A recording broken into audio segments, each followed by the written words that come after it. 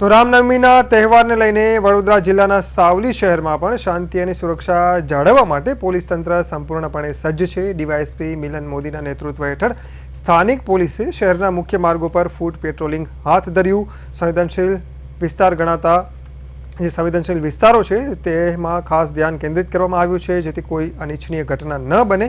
રામનવમીની શોભાયાત્રા દરમિયાન કડક બંદોબસ્ત ગોઠવવામાં આવ્યો છે અને સાવલી પોલીસ સતત પરિસ્થિતિ પર નજર રાખી રહી છે।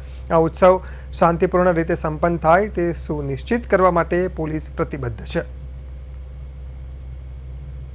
સાવલી વિસ્તારમાં જે રામનવમી આવતીકાલે જે રામનવમીનો જે પ્રોગ્રામ છે એની અનુસંધાને જે રૂટ છે એ રૂટ પર પોલીસ દ્વારા તથા જીઆરડીના જવાન દ્વારા ફૂટ પેટ્રોલિંગ કરવામાં આવેલ તથા એરિયા ડોમિનેશનની કામગીરી કરવામાં આવેલ છે।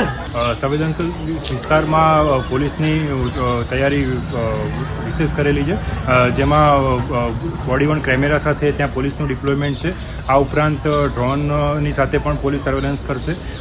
વિશેષમાં ડીપ પોઈન્ટ ધાબા પોઈન્ટની પણ પોલીસે તૈયારી કરેલી છે।